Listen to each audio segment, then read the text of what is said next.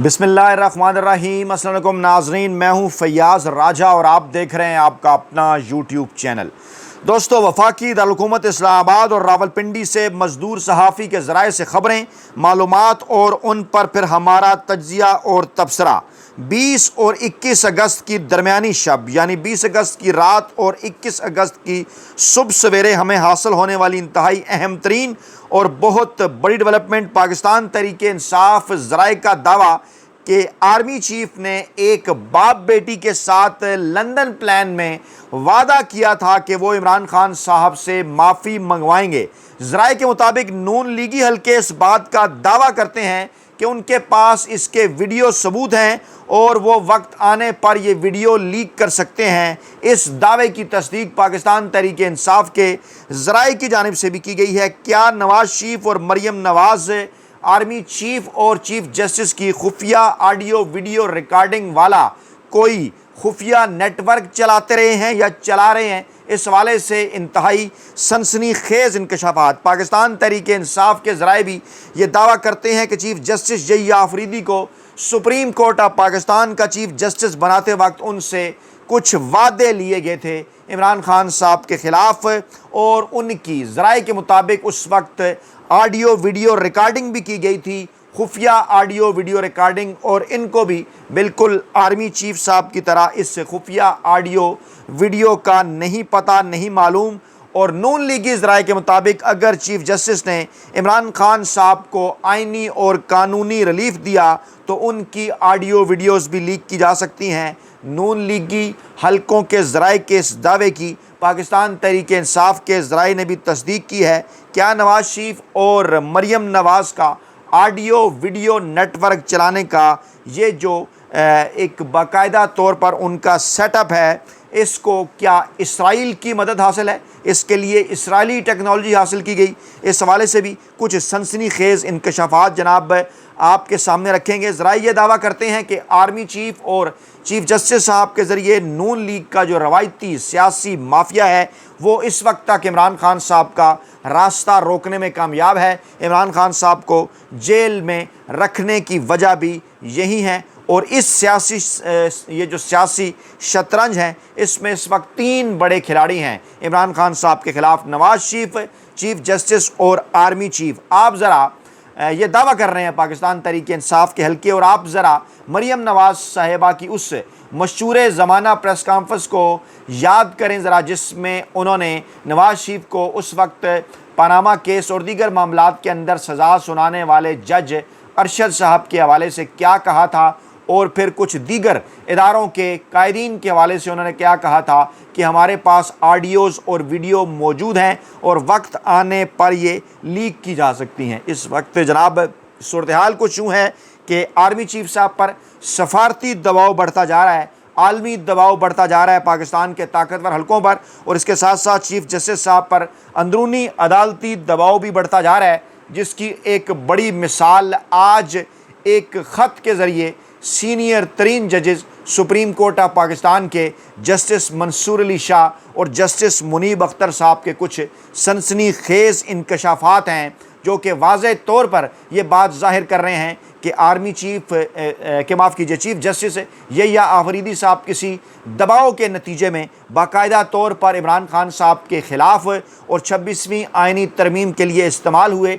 Definitely कुछ ताकतवर हल्के और इसके साथ साथ रवायती सियासी माफिया जो है वो उन्हें इस्तेमाल कर रहा था। इस वक्त का सबसे बड़ा सवाल 18 अगस्त माफ़ कीजिए 20 अगस्त की शाम का 21 अगस्त की सुबह को, यानी 20 और 21 अगस्त की ये जो दरमियानी रात है, इसका सबसे बड़ा सवाल यही है कि क्या सुप्रीम कोर्ट ऑफ पाकिस्तान आज लगातार जो चौथी समाअत करने जा रही है इमरान खान साहब के 9 मई के ज़मानतों के हवाले से केस की, उसमें क्या अगले चंद घंटों के अंदर इमरान खान साहब की रिहाई मुमकिन है? और क्या खुफिया नेटवर्क की वीडियोज़ लीक करने की धमकी के बावजूद रियासत और अदालत इमरान खान साहब के साथ इंसाफ की जानिब बढ़ सकती हैं? इस तरफ आगे बढ़ने से पहले इस वक्त जो पाकिस्तान के रवायती सियासी मीडिया का प्रोपेगेंडा है वो जनाब आपके सामने रखते हैं, फिर कुछ आपको खुफिया नेटवर्क के सबूत भी दिखाते हैं। इस वक्त रवायती सियासी माफिया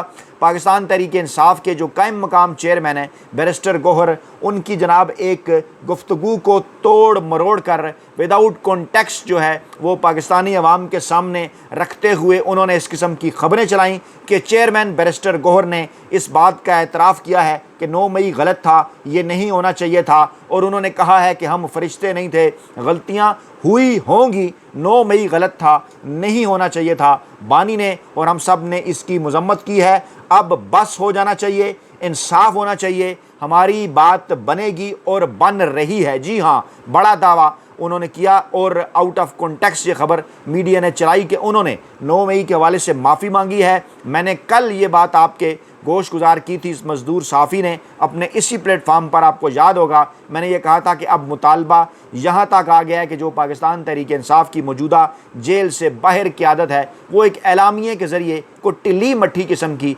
माजरत कर ले और ये कह दे कि गलती हुई, माफ़ी मांगी, और उस पर कह दे कि जनाब हमें इसमें इमरान खान साहब की हमायत भी हासिल है, चाहे इमरान खान साहब बरह रास्त माफ़ी ना मांगें, ये माफ़ी मांग ले तो मामलात आगे बढ़ सकते हैं। कुछ मीडिया के कुछ हलकों ने ये शरारत करके इस किस्म का तासुर देने की कोशिश की कि ये हो गया है, और लेकिन जब ये गुफ्तगू उन्होंने बुनीर में की थी, उन्होंने वहाँ पर वज़ीर-ए-आज़म और आर्मी चीफ़ का शुक्रिया अदा किया, खिदमत फाउंडेशन का, दीगर NGOs का, जो सैलाब ज़दगान का जिन्होंने जो है वो सैलाब ज़दा इदारों का जिन्होंने दौरा किया और वहाँ उन्होंने जो इमदादी काम हो रहे हैं उनका जायज़ा लिया, उस मौके पर ये बात की गई। और अब चेयरमैन PTI बैरिस्टर गौहर के 9 मई से मुतल्लिक इस बयान पर पाकिस्तान तहरीक इंसाफ ने बाकायदा तौर पर वजाहत जारी कर दी है। उन्होंने कहा है कि पार्टी की जानिब से किसी किस्म का कोई माजरतनामा जारी नहीं हुआ। याद कीजिए, मैंने कहा था कि ताकतवर हलकों की ये ख्वाहिश है कि पार्टी की जानिब से किसी किस्म का कोई माजरतनामा जारी कर दिया जाए, और आज मीडिया, एक मखसूस मीडिया जिसमें ARY साहब से आगे था, वो ये ख़बर चलाना शुरू हो गया कि पाकिस्तान तहरीक इंसाफ ने ये माजरतनामा जारी किया है। लेकिन पाकिस्तान तहरीक इंसाफ ने जो वजाहत जारी की है उसमें PTI का ये कहना है कि कोई माजरतनामा जारी नहीं हुआ। तहरीक इंसाफ का मौक़िफ़ वही है जो बानी PTI ने हमेशा पेश किया, इमरान खान साहब ने हमेशा पेश किया। वो क्या मौक़िफ़ है? वो पाकिस्तान तहरीक इंसाफ के, इमरान खान के नज़रिए के ऐन मुताबिक है। हम अपने उस मौक़िफ़ पर कायम हैं, और वो मौक़िफ़ ये है कि 9 मई एक फ़ाल्स फ्लैग ऑपरेशन था। 9 मई उसने करवाया जिसने CCTV फुटेज गायब की, CCTV फुटेज सामने लाएँ। 9 मई के हवाले से दूध का दूध और पानी का पानी हो जाएगा। पाकिस्तान तहरीक इंसाफ अपने इस मौक़िफ़ के ऊपर कायम है, और पार्टी की जानिब से किसी भी किस्म के माजरत का तासुर जो है वो किसी तौर पर भी दुरुस्त नहीं है। इसी तरह से पाकिस्तान के सियासी मामलात के अंदर, पाकिस्तान के आलमी मामलात के अंदर एक मरतबा फिर चीन की भी आमद हुई है, और जनाब चीन के वज़ीर ख़ारजा जो हैं वो पाकिस्तान के दौरे पर पहुंच चुके हैं। वो पाकिस्तान के अंदर 3 दिन गुजारेंगे। अस्करी इस्टेब्लिशमेंट, अस्करी हलकों, पाकिस्तान के सियासी हलकों से वो मुलाकातें करेंगे, और डेफिनेटली एजेंडे के अंदर पाकिस्तान की जो मौजूदा सियासी सूरत हाल है, जो मुआशी सूरत हाल है, इमरान खान साहब के साथ मुमकिना डील या NRO के हवाले से अपडेट्स हैं, जो कि अमेरिका की जानिब से भी कहा गया, सऊदी अरब की जानिब से भी कहा गया, चीन की जानिब से भी मशवरा दिया गया यही, और अब इस हवाले से फ़ीडबैक लिया जाएगा चीन की अहम तरीन शख्सियत की जानिब से। इसी तरह से हुकूमत ने एक बार फिर बैरिस्टर अकील के ज़रिए इस ख्वाहिश का इज़हार किया है। उन्होंने कहा है कि हुकूमत और PTI मुज़ाकरात जो हैं वो जल्द मुतवक्को हैं, तहम जो इमरान खान साहब की रहाई है वो इन मुज़ाकरात के नतीजे में नहीं, बल्कि वो अदालतों से पाकिस्तान तहरीक इंसाफ को जो है वो वहाँ से आइनी और कानूनी रिलीफ अगर मिलेगा तो वहाँ से उनकी रिहाई होगी। क्या मतलब है इसका? उन्होंने कह दिया है कि चंद दिनों में मुज़ाकरात हमें शुरू होते हुए नज़र आ रहे हैं। इसके साथ साथ एक बार फिर इमरान खान साहब और पाकिस्तान तहरीक इंसाफ के ऊपर दबाव बढ़ाने के लिए GHQ हमला केस में उमर अयूब, शिबली फराज समेत 14 मुलजमान के नाकाबिल ज़मानत वारंट गिरफ्तारी जारी कर दिए गए हैं। इनमें उमर अयूब हैं, शिबली फराज हैं, शेख राशिद शफीक हैं, कमल शोज़ब हैं, कुछ दीगर लोग भी हैं। और पस मंज़र इसका ये है कि 9 मई 2023 को अलकादर ट्रस्ट केस में जब इमरान खान साहब की गैर आइनी और गैर कानूनी गिरफ्तारी, जिसको सुप्रीम कोर्ट ने गैर आइनी और गैर कानूनी गिरफ्तारी कहा था, वो जब हुई थी तो पूरे मुल्क में पुरअमन मुजाहरे हुए थे। लेकिन उसके बाद उन मामलात को क्या रंग दिया गया, पाकिस्तान तहरीक इंसाफ के बकौल एक फ़ाल्स फ्लैग ऑपरेशन के ज़रिए वो जनाब आपके सामने है। सूरत हाल इस वक्त ये है कि सुप्रीम कोर्ट ऑफ पाकिस्तान के अंदर एक बार फिर बड़ी बगावत के आसार और 2 सीनियर तरीन जजेज़ ने बड़े सनसनीखेज़ और खौफनाक इंकशाफात किए हैं। चीफ़ जस्टिस यहिया अफरीदी साहब के मुतल्लिक जहां ज़राए यह दावा कर रहे हैं कि वो ब्लैकमेल हो रहे हैं किसी न किसी ऑडियो वीडियो लीक के डर से, ये पाकिस्तान तहरीक इंसाफ भी बात कर रही है, सुप्रीम कोर्ट ऑफ पाकिस्तान के ज़राए भी ये बात कर रहे हैं, और अब जस्टिस मुनीब अख्तर और जस्टिस मंसूर अली शाह साहब का जो मुश्तरका ख़त है वो बहुत सारे सवालात उठा रहा है, क्योंकि चंद दिन पहले एक ख़त को पेश करके यहिया अफरीदी साहब के ख़त को मंजर आम पर लाकर कुछ एक मीटिंग के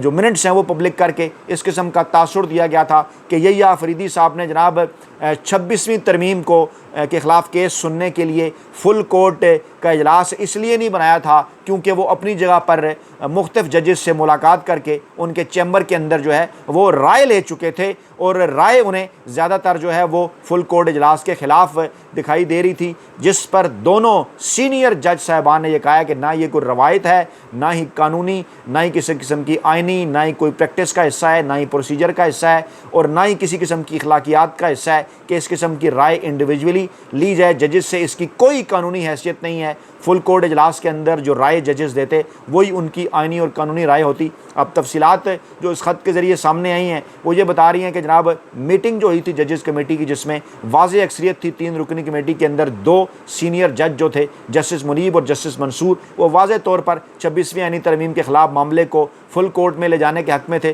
फुल कोर्ट का इजलास वो बुलाना चाहते थे, लेकिन चीफ़ जस्टिस उनका वहाँ पर एक वोट था। इसके बावजूद उन्होंने पुरसरार अंदाज में जनाब इस मामले को वो फुल कोर्ट में नहीं लेकर गए, बल्कि इसको उन्होंने कहा जी मैं जजेस कमेटी और जनाब मैं आइनी बेंच के हवाले कर रहा हूँ, जो है वो मैं आइनी कमेटी आइनी बेंच के हवाले कर रहा हूँ। हालांकि उस वक्त कोई आइनी कमेटी नहीं थी, किसी आइनी बेंच का तस्वुर तक नहीं था। ये एक सफ़ेद झूठ जो है वो पकड़ा गया है। मैं रिपीट इसलिए कर रहा हूँ, गुज़श्ता वीडियो में भी मैंने आपके सामने रखा था, लेकिन अब इसलिए रिपीट कर रहा हूँ क्योंकि बात हो रही है एक बड़े नेटवर्क के मुतालिक, खुफिया नेटवर्क जो कि शरीफ माफिया का है, जिसके मैं सबूत, दस्तावेजी सबूत आपके सामने रख रहा हूँ, जो कि दावा किया जा रहा है कि अलीमा खान साहबा के पास भी इसके सबूत हैं, पाकिस्तान तहरीक इंसाफ की क़यादत के पास भी इसके सबूत हैं, और आज अलीमा खान साहबा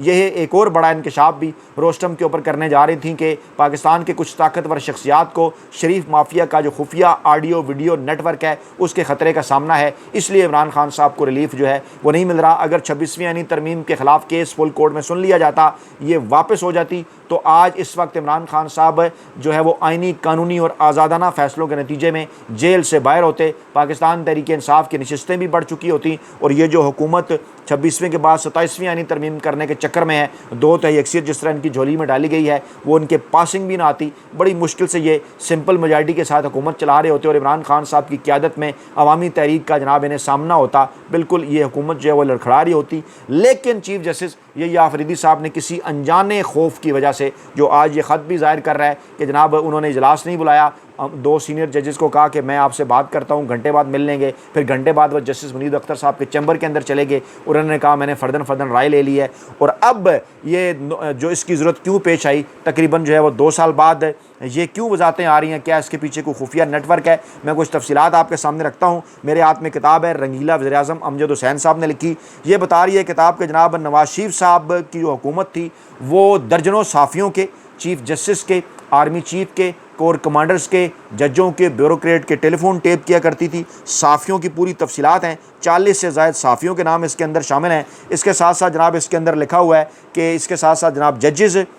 अपोजिशन रहनुमाओं, हुकूमती वज़ीरों, आर्मी के आला अफसरान तक की गुफ्तगू ये टेप करते रहे, और ISI के सरबराह लेफ्टिनेंट जनरल ज़ियाउद्दीन की निगरानी में ये सब कुछ होता रहा। जब नवाज शरीफ साहब 99 की हुकूमत में थे तो उस वक्त जनाब वो सियासतदानों, सहाफ़ियों, जजों, आर्मी चीफ़, कोर कमांडर्स और दीगर बाज़ हसास तरीन महकमों के सरबराहों की गुफ्तगू भी टेप करते रहे, जिसे फिर वो मियाँ नवाज शरीफ साहब सुनते रहे और उसके मुताबिक फिर कुछ अपने मामलात को आगे बढ़ाते रहे। रोज़नामा जंग 19 नवंबर 1999 की एक ख़बर के मुताबिक नवाज शरीफ ने अपनी पहली वज़ारत उज़्मा के दौर में इसराइल से 1 अरब रुपए मालियत की टेक्सटाइल मशीनरी ख़रीदी थी। उसकी तफसीलात हैं जनाब, और उसके बाद आगे चलकर ये बड़ा इंकशाफ किया जा रहा है कि ये भी मालूम हुआ है कि माजूल वज़ीर-ए-आज़म नवाज शरीफ ने जासूसी का निजी निज़ाम कायम करने के लिए इंतहाई जदीद आलात भी इसराइल से हासिल किए थे, जिनके ज़रिए न सिर्फ एक जगह बैठ कर मुल्क के किसी भी हिस्से में होने वाली टेलीफोनिक गुफ्तगू को सुना जा सकता है,